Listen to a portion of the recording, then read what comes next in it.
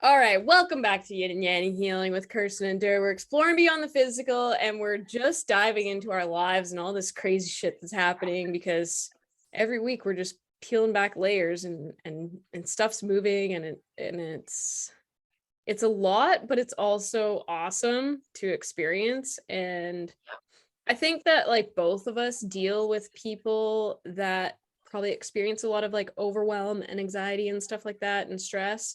So I do think it's relevant for people to hear how we deal with it. We're people that help them deal with it. Yeah, and just to show that like just because we're the practitioner doesn't mean like we're not going through stuff too. Like we're all trying to like work through like the stuff that's like coming up in our life, and like you're always through every like transition in life, which there's always going to be lots. You're always going to like go through stuff. And so I think it's pretty cool for us to like talk about okay, how we're like moving through and like working out this stuff. Yeah, I like to say I am not your guru. And another thing too that actually V brought up recently, which I was like, I'm writing this down because this is so good. And I feel like this is such a good piece to hold myself as a healer and clients accountable to each other, is the 50-50 rule. Have you heard of this? No, tell me. Okay, so like you know more than anyone else how much we can carry for other people. Yeah. It's a lot. And so we were doing this exercise um on the last call where it's like, okay, think about this thing in your life, blah blah blah blah blah. How many things are you holding just in general? And then like people are spitting out these crazy numbers like 1059 bajillion whatever. And then it's like, okay, and then we did a little clearing. And then okay, how many things of those are yours? And then like everyone's number went down to 0, 1, 5, 2, whatever. So it basically just demonstrated how we like hold stuff for other people. So with that in mind, the 50-50 rule is a way to A, stop holding shit for your clients as a healer, and B, start taking more accountability as someone who is healing or being a client. And so showing up as the healer and as the client, as I'm going to show up with 50%, and I'm not going to show up as more than that or less than that, because you need to meet me the rest of the way. Because if let's say I show up as the healer and I show up with 90% and you as a client only show up as 10%, well, that means I'm holding 40% of your ish for you, and you're actually not getting the amount of healing that you could be getting if I would just show up at 50% and be like, hey, I'm here for you, I'm going to help you, I'm going to guide you, but you need to meet me halfway and show up 50% too, because I'm not going to carry the rest of that shit for you. Yeah. I love that so much. I feel like I was already kind of subconsciously doing that. And that's one of the reasons I started the pain healing program, was because I need clients to meet me halfway.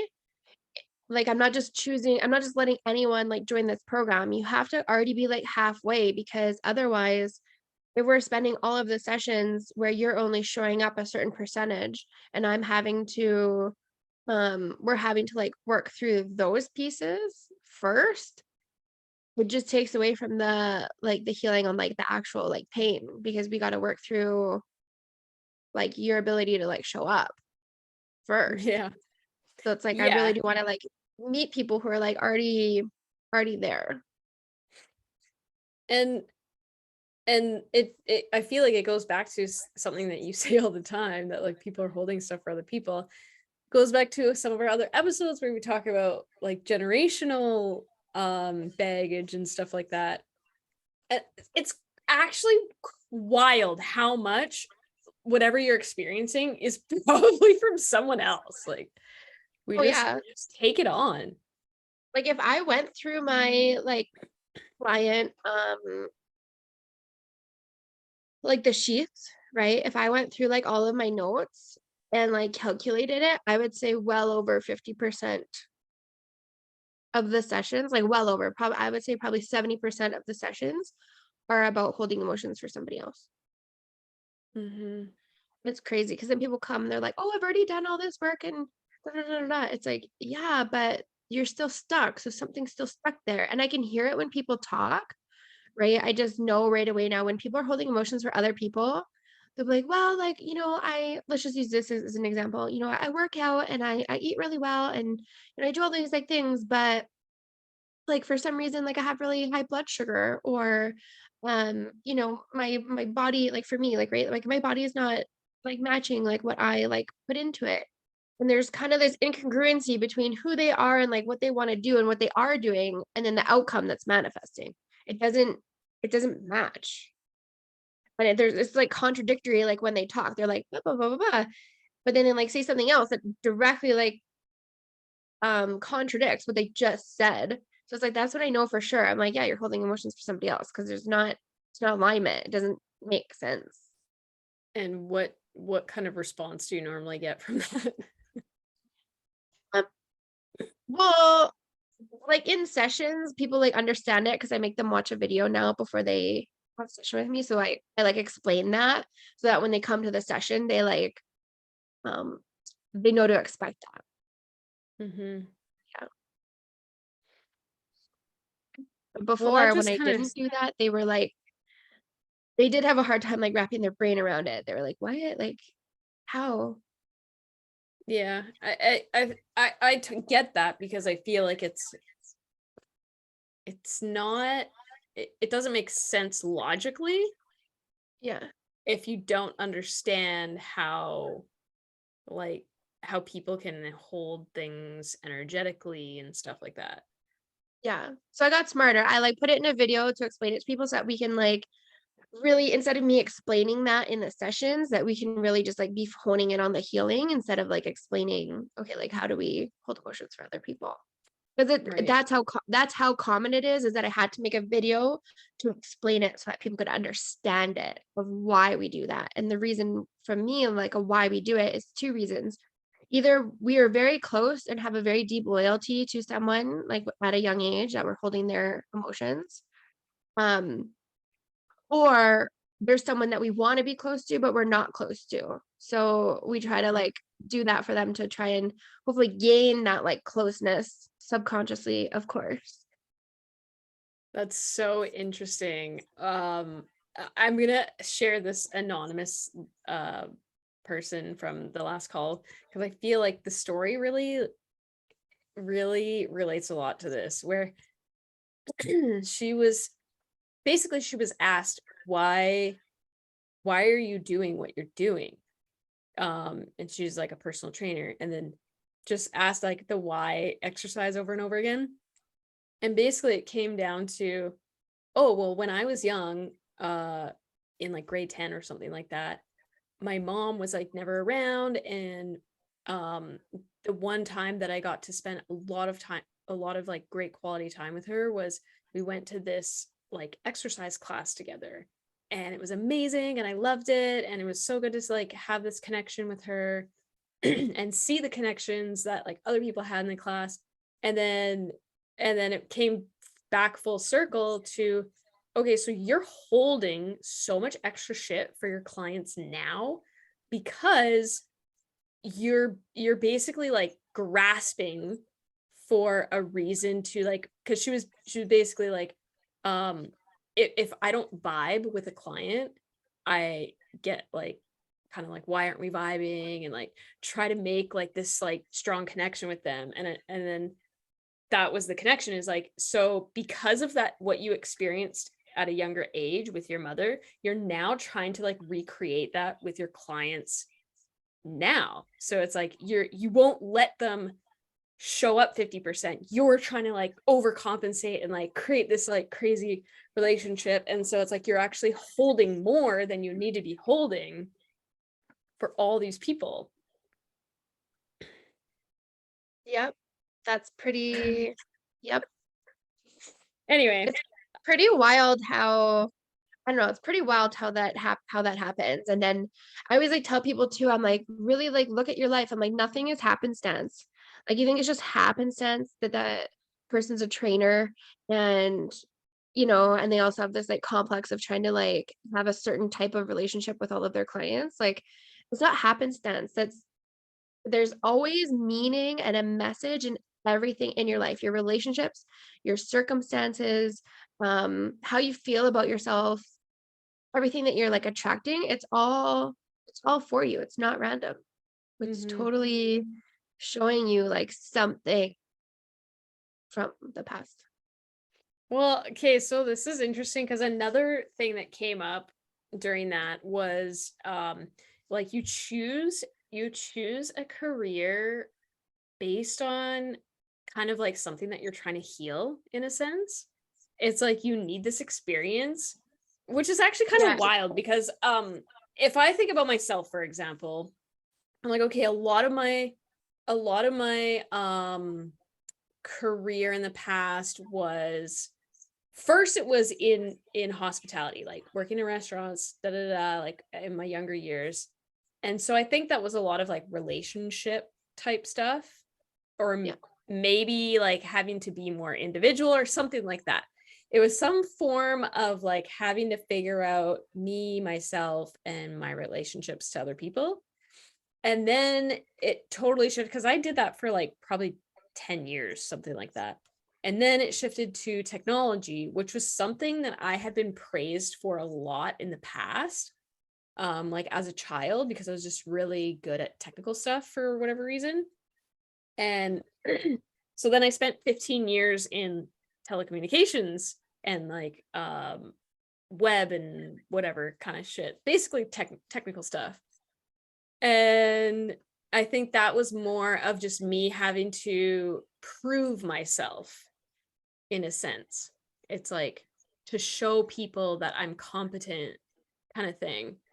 Um and then now it's like I'm going into this like healer role, which is kind of interesting too. So I still haven't quite figured out for myself what exactly am I trying to heal with that, but from the last call, I'm wondering if maybe it's my subconscious need to like have to want to fix slash help. It's like I have this inner desire, which actually I think goes a lot back to some of the stuff that like we talked about with feminine masculine, but like I just have this like deep inner desire to want to like dive in and help someone or like fix it for them kind of thing. Mhm. When in reality, I maybe don't necessarily have to do that. It's like their experience that I can sometimes step back and just let them experience what they're needing to experience. So who will be fixed if you fix them? Or what will be fixed if you fix your clients, friends, family? Who are you truly trying to fix? Or what are you truly trying to fix? Well, I honestly think I'm just trying to fix myself Like because it's through like them? I maybe I feel like I'm not actually living the dream life that I desire to be living, Why which is not? like a little bit more in like a maybe like a rural type setting, a little more in nature, um a little less connected in like this way. Mhm. um and I feel like part of the reason why I'm not choosing that right now is because of our family dynamic, um which I'm sure we could make work if we really wanted to. But it's also there's this component of money it takes to make that shift. And so I feel like there's like a part of me that's like, if I help enough people, then I'll be in a place where I can go and do my path. But I, Right. in saying this out loud, I'm realizing that I'm kind of idolizing it in a sense. Yeah, and it's like a bargain too. It's like I have to help this many people or make this amount of money to like have what I want. And it's like, it's really hard because like, obviously our brains are thinking like logically and reasonably and be like, yeah, okay, A plus B equals C. Like you have to have like this and money to, you know, but it is kind of like a bargain of like, if I fix this many people, if I help this many people, if I make this amount of money, then I'll have my, like, then I'll be happy. Then I'll have that dream like life. Mhm. Yeah. And I think Yeah. a part of it too is maybe a bit of like purpose, like wanting to have a bit more purpose in life. Um yeah. What That's is that? part of What that's does the that reason mean? why I left.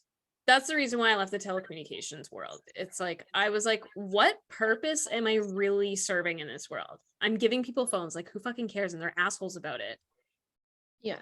it. So what is like when you think about your purpose, what does that mean to you? What does that look like to you to have purpose in this world? So I'm sure that looks different to everybody. So what does that look Yeah. like to you?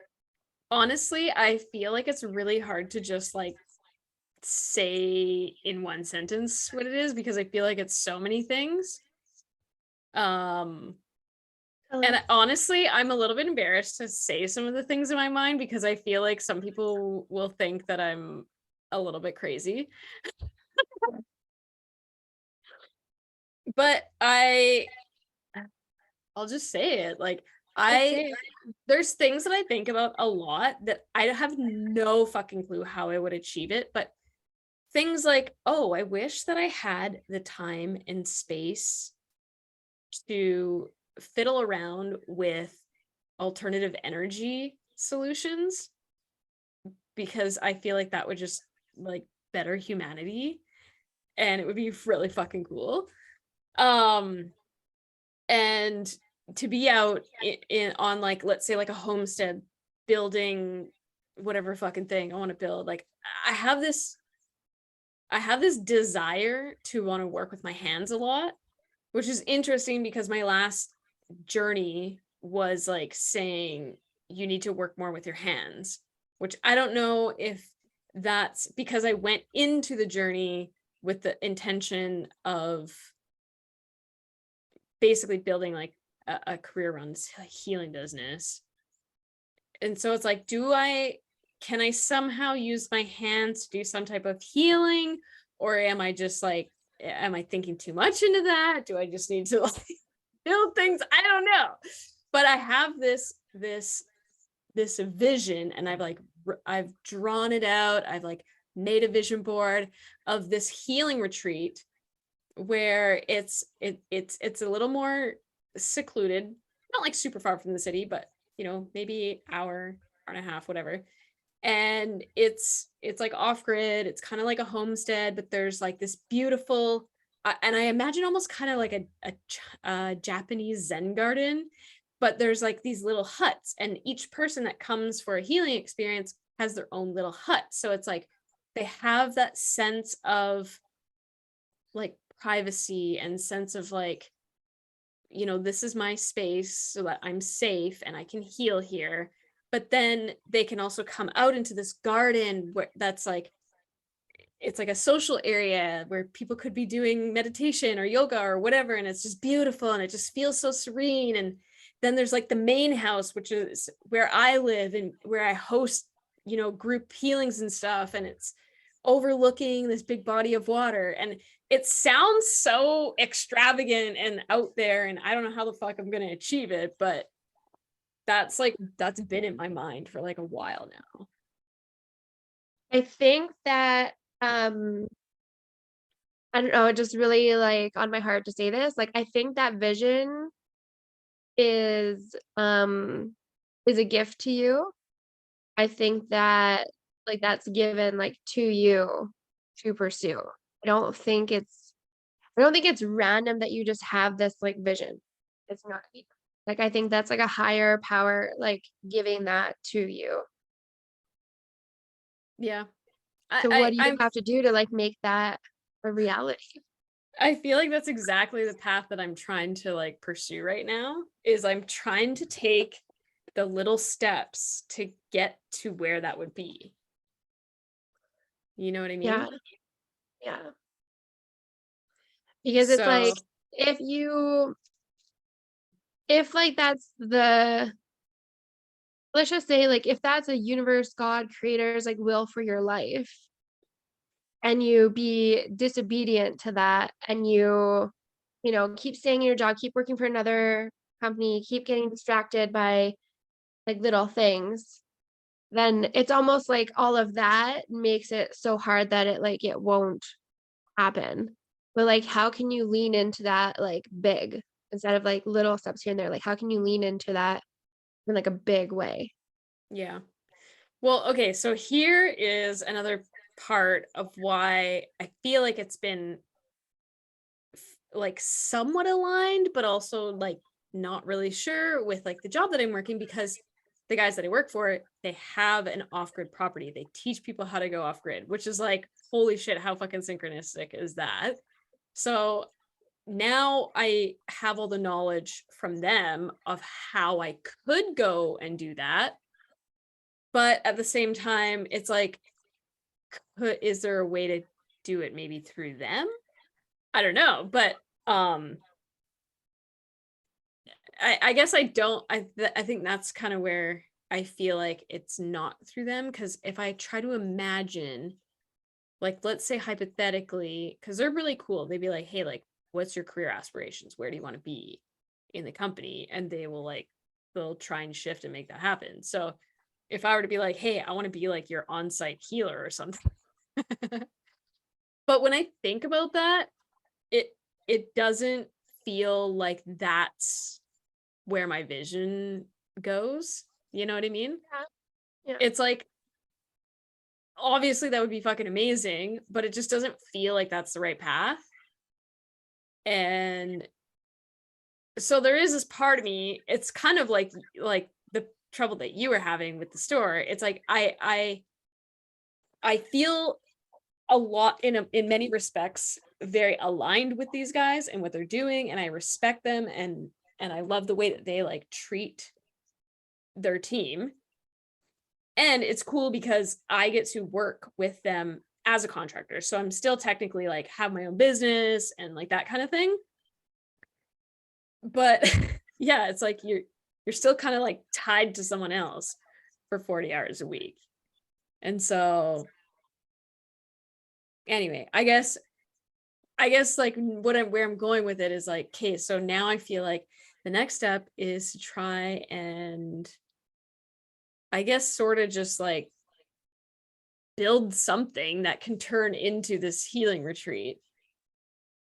And so I guess in my logical mind, I'm trying to just start small with like, okay, let's help people with this little thing and go from there. Right. And the other part too is when I think about having this retreat and like being possibly like the main healer type person, that is a little bit scary, because I'm like, that's a lot of fucking pressure to put on someone. That people are What gonna if, come to this place to see you to get healing, and what if you don't fucking heal them? is that true? I don't know. It's like that is a fear that sits in the back of my mind. It's like, I know that I'm good at healing. I know that I can help people, but there's still in the back of my mind of like, what if I do get a client that I can't heal? So I just want to like share something that's on my heart. Um so Wednesday I got baptized last week on Tuesday.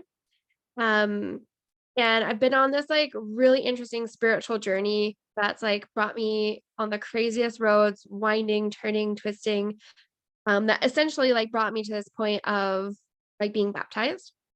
And which is wild because growing up I never, like, my grandparents, like, grew up in the Catholic Church, but, like, we never went to church. We never went any kind of, like, religion or spirituality or, like, anything in our world. We maybe went to church, Catholic church on Christmas. Um, and so it's been a very interesting journey for me to, like, come to this, like, place of my relationship with God.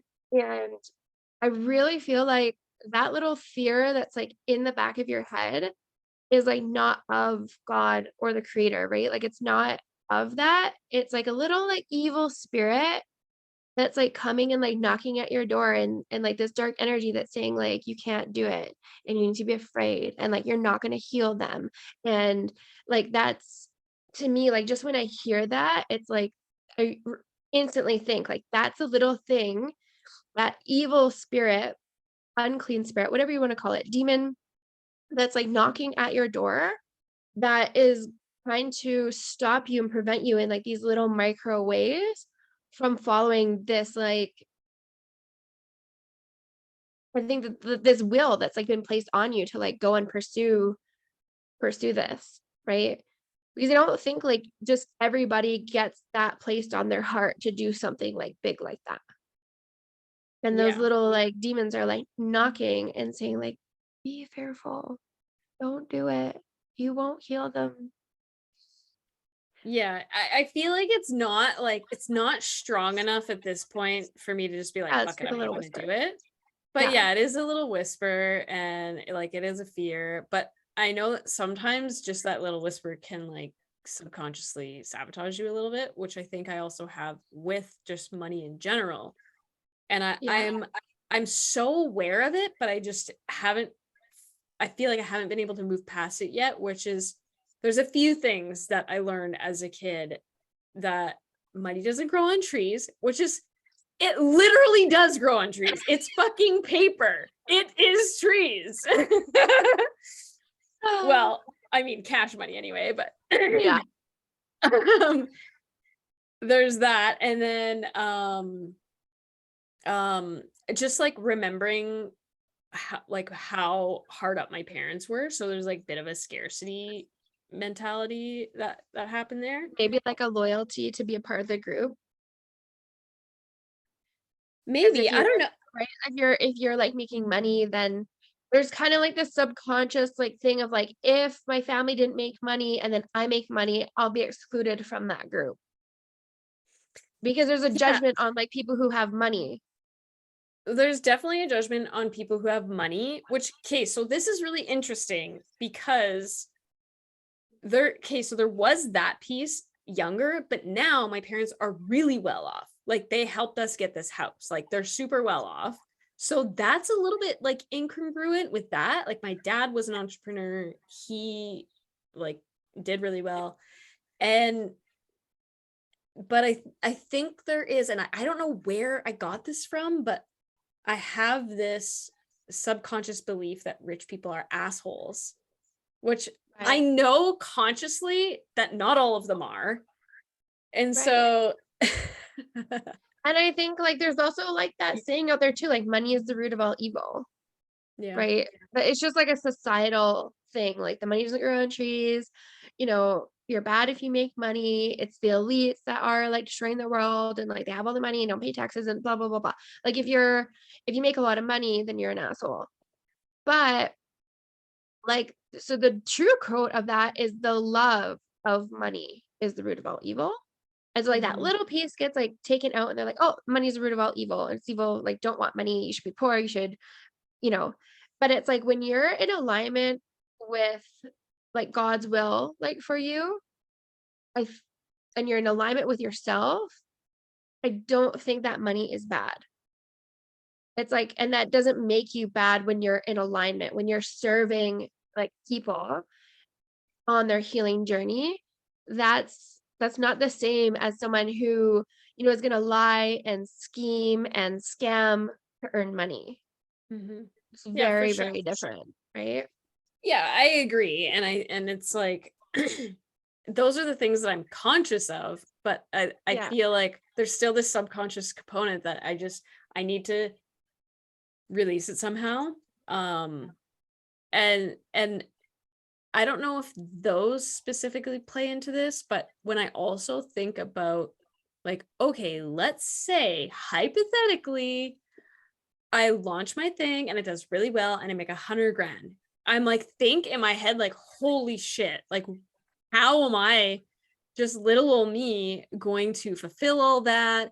and like am I just gonna piss it all away, or like basically then I get scared of like having so much because I don't want to fuck it up. You just get someone to manage your money. You start Yeah. hiring you start hiring the people that you need to have to like run that like bigger business, and you start hiring people before you start hiring them before you need them, so that you have that safety to expand. Because if you don't have it's like if you don't take like that next step and have like that faith of like that next step, it's like you won't receive like the miracle, sort of say. Like you won't it's hard to take like that next step in your manifestation of like your goal and like what you want. It's like you kind of have to take the step first and trust that the ground beneath you is just gonna like be there, you Yeah. know? So it's like if you want to like go and do big things, like it's fine, but then you'll be making more money. So then you can hire certain like people to assist in that, right? But like even in managing that property, you don't I think the thing is too is like we think we have to do it all. And like if I'm like the one like creating this like space, I have to like do it all. But it's like, do you have to do it all? I Or know, do you I've just have thought to like about be that. the healer and be the visionary and the creator of it? And you hire the other people to do what they're good at doing. Yeah, I already thought about that. Like I thought it would be so cool to have like a little groundskeeper and like a chef on Yeah. site, and then like people who come to the retreat could just like request whatever they want from the chef. Like that would be And like so a fucking cool. groundskeeper too that maybe like knows about like herbs and can like take people on That's good nature points. walks and like do like gathering herbs, like like foraging and like a lot of like purpose in Hmm. that.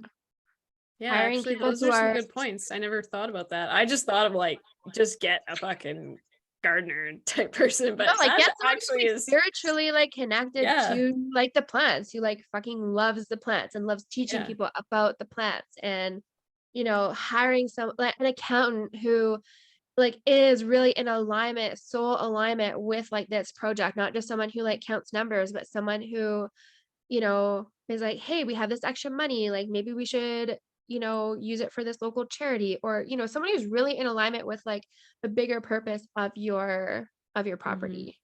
Yeah, that's a really good point.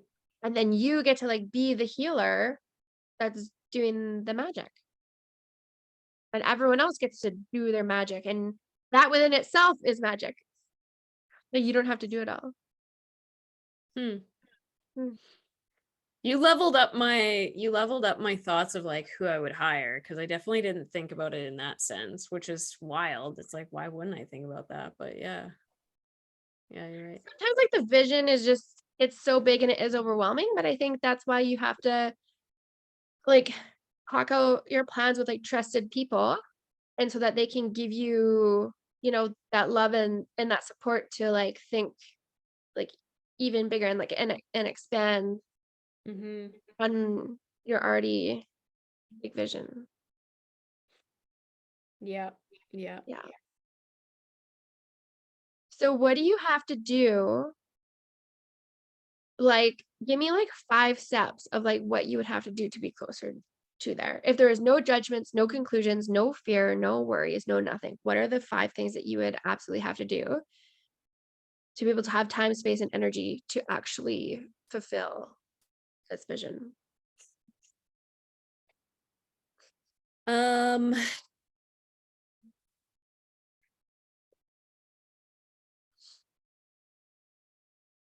well, it's interesting if I really remove like judgments and stuff, I could literally use the process that the guys I work with use, which is just create a business and financial plan. So you have a plan of like what this is all going to entail. Find a piece of land that fits that, attract an investor or raise the money, and then build it.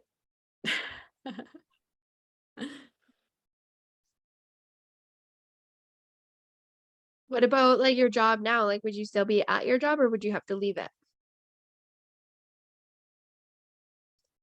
I feel like that's why I don't think about it in that simple of a sense, because I'm like, okay, well, first I need to like do something that helps me leave my job, and then I can start doing that.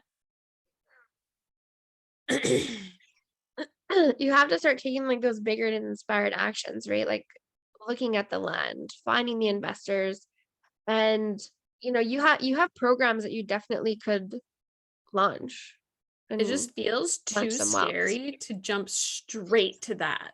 Like I feel like what feels better is to do like a couple of these like different little I healing will programs say first. I will challenge you because sometimes the thing that like feels better is not the thing that is best.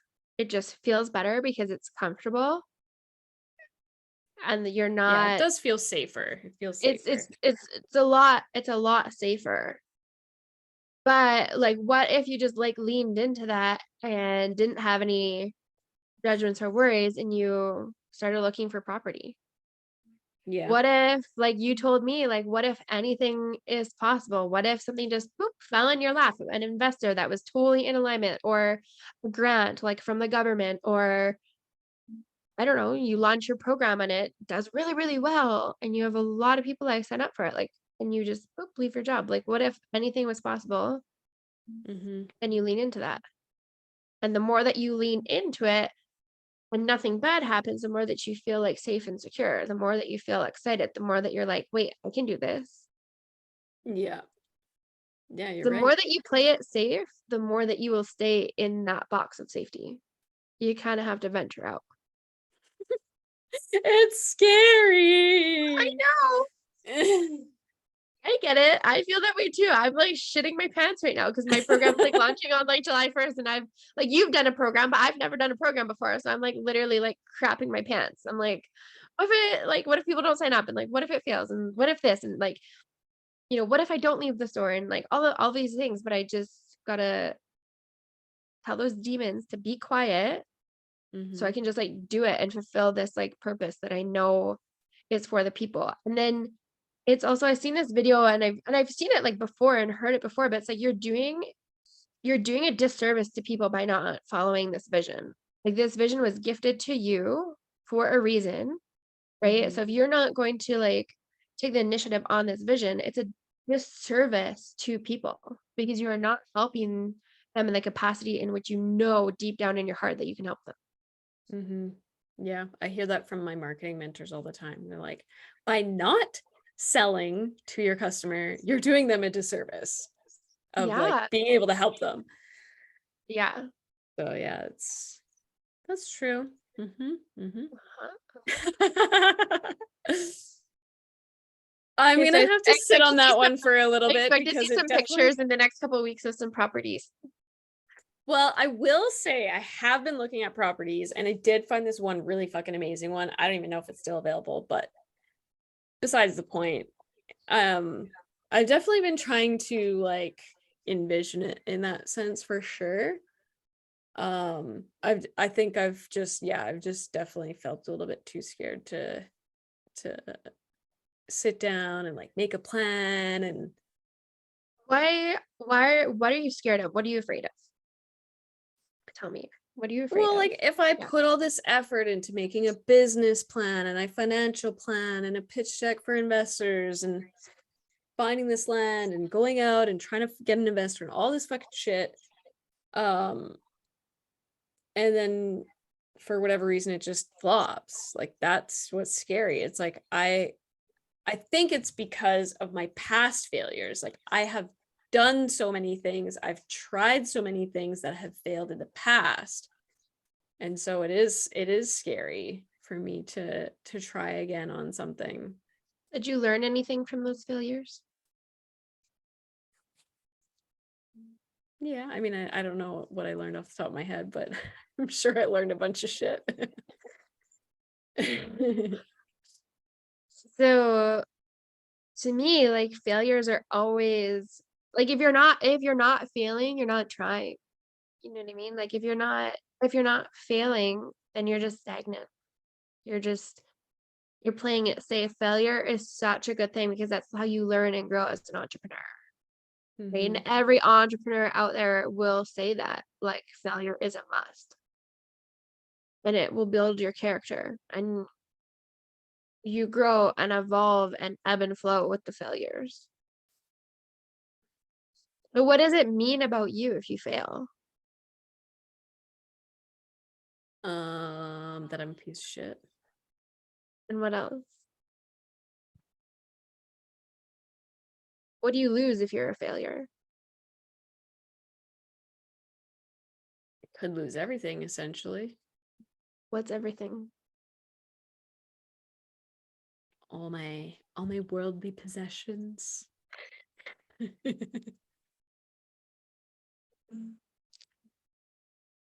I probably wouldn't lose the people, which is good. But I could potentially lose like my material possessions. And what's scary about that?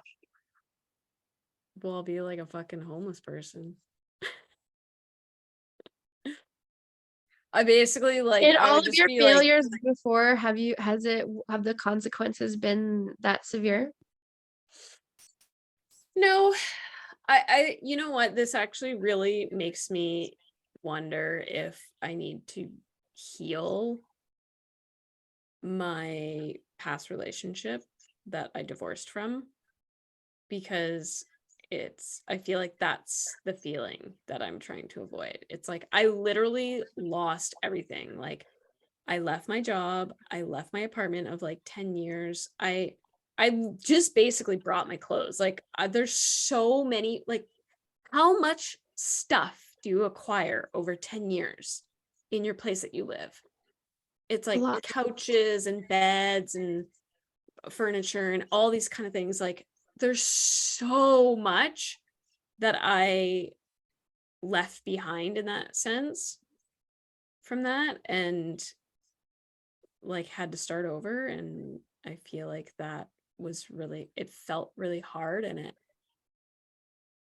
it was cleansing in a sense, but it also like had moments of like feeling like fuck, like I should have fucking taken that thing, or fuck, like I'm pissed that I didn't get that, she got that. What was the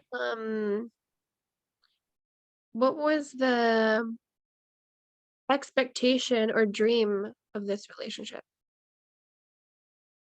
Of that one, Yeah.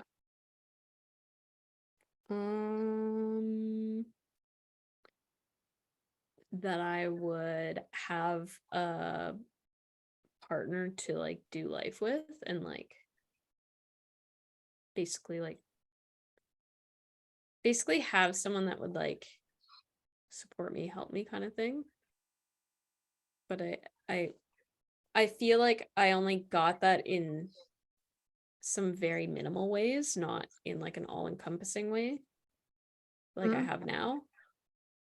It's like I feel like my partner now is like, I'll fucking help you through anything. I'll support your fucking crazy ass dreams. Where it's like, as like I've said so many times, where I'm like, I know I have all these ideas all the time and these crazy fucking visions. And it's just like, whatever, like fucking I support you. Just do what you want to do.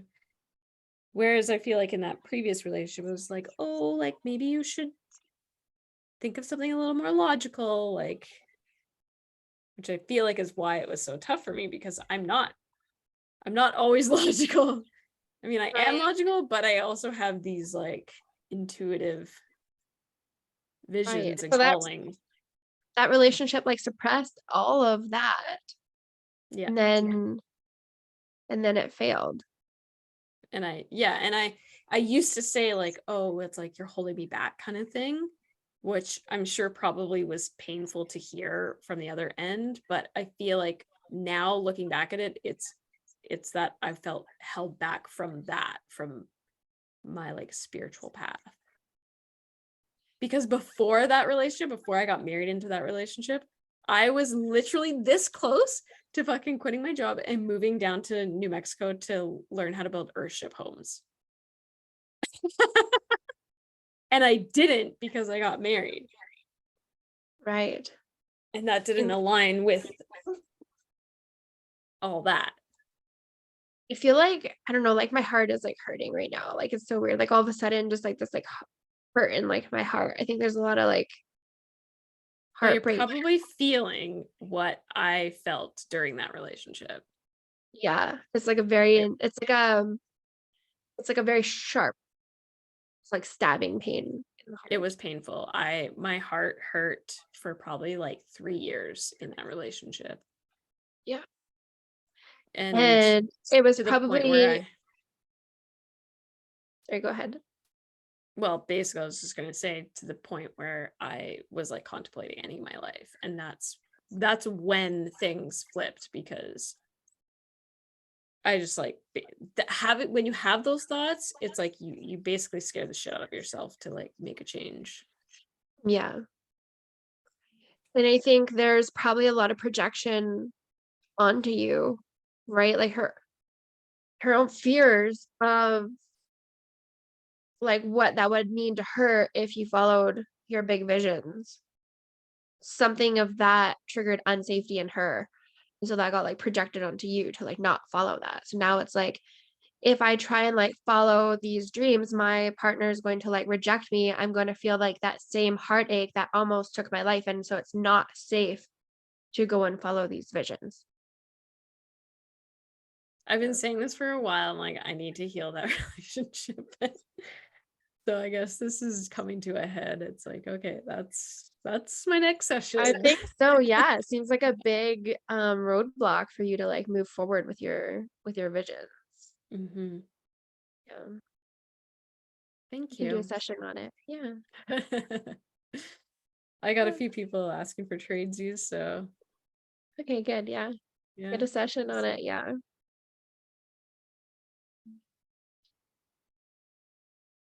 And Sweet. you can like lean into this big vision. Yeah.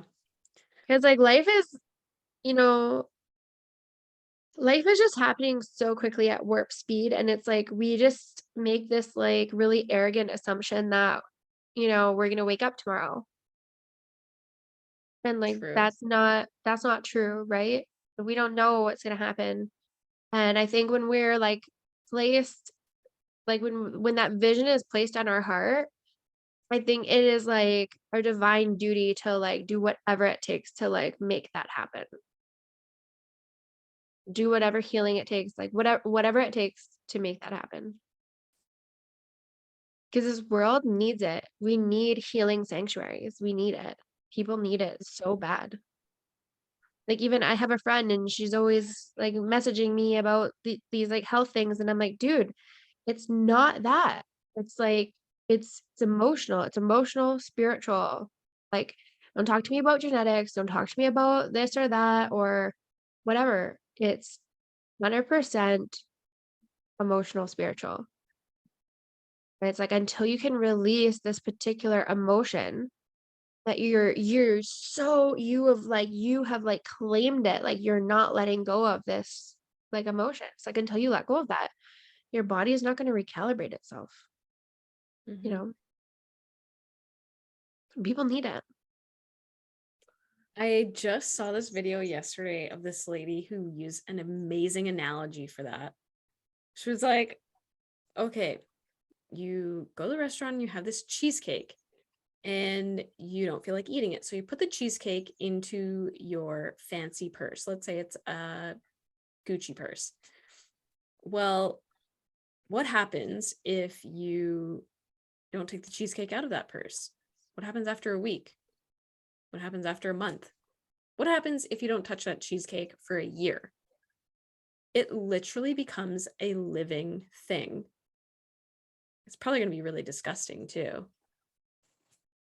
If you were to go and try and eat it, it would be poisonous. It would probably hurt you in some way. And she's like, think about the cheesecake as something you experienced that was difficult. And the purse is your body.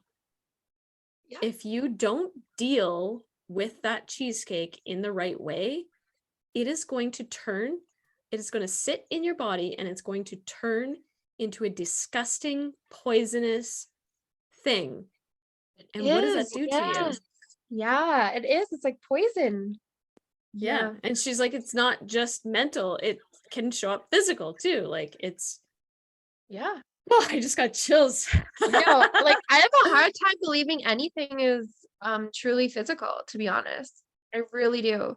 I really have a hard time believing that people's bodies are just broken. It doesn't make sense to me. And I've seen people's bodies shift and change so quickly from like doing emotional work. It's like, you Yeah. know, I it fully just, agree. I mean, I do think that there's definitely a component to physical stuff where, oh, like the prime example would be our food system right now, which I think is extremely broken, extremely toxic. And those things absolutely, I think, can affect our physical body. I mean, you're putting toxins in. It's the same shit as like holding an emotion. It's toxic to you, right? But yeah, it's like my knees, for example, my like I pulled my knee in soccer, and for probably close to 15 years struggled with re-pulling this knee, re-pulling this knee, re-pulling this knee over and over and over again, no matter what I did.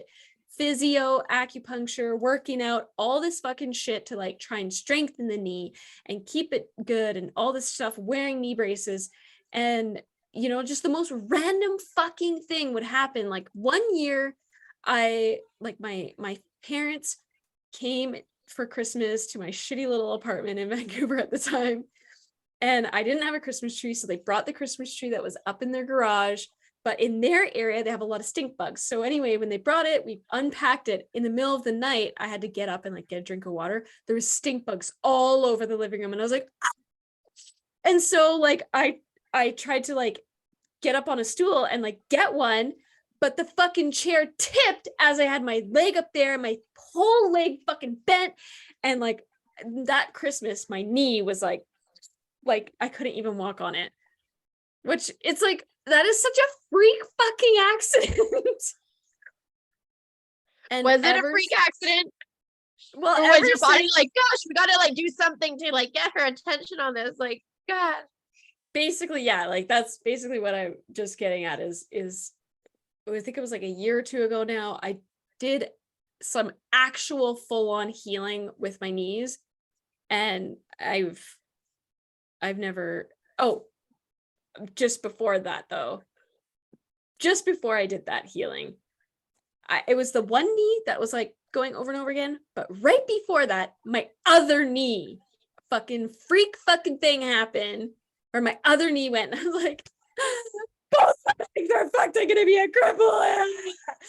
And so I like went through this like very traumatic experience, but it was like basically my body being like, fucking deal with this shit, or I'm gonna put it over here and fuck you up so you can't even walk, so you have to fucking deal with it. Pretty much, And it yeah. basically did that. And so then my healer was like, okay, ask yourself truth. How long do you need to just like do nothing and let this heal? And it was like 8 days or something like that. So for 8 days, I sat on the fucking couch. I let my partner do all the hard work. I fucking scooted around the house in like this wheelie chair. Like I didn't even have a wheelchair. I just had like, you know, those like office chairs with wheels. And I just let myself heal. And then I like did the actual like healing work and blah, blah, blah. And I haven't experienced anything since then, even though I was doing like a lot of like reno work and like I was doing a lot of like heavy physical work. So anyway, that's a long story for saying, yes, like you can experience a physical trauma, but that might be a manifestation of something that you've like held inside emotionally. Yeah, because And it can nothing is keep by accident. perpetuating until you fucking deal with it.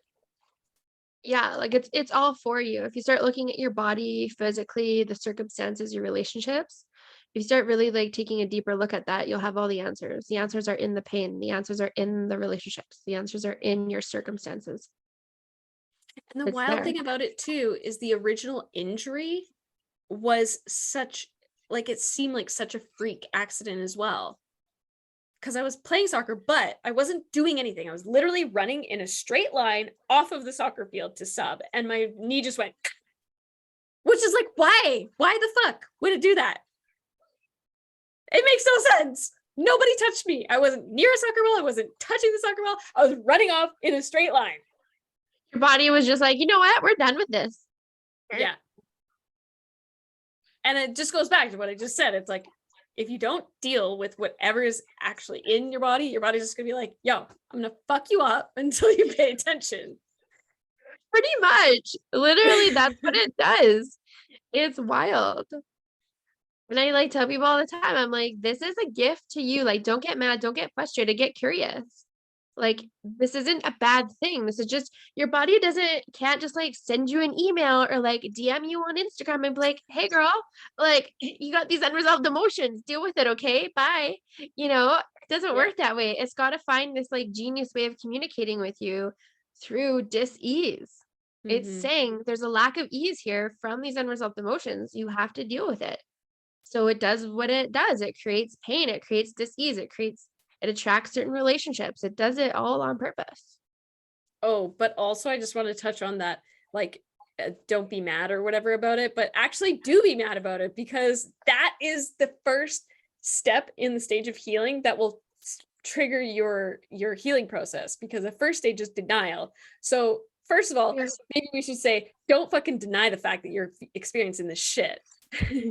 Then get mad about it, because that's what's going to trigger you into the next step.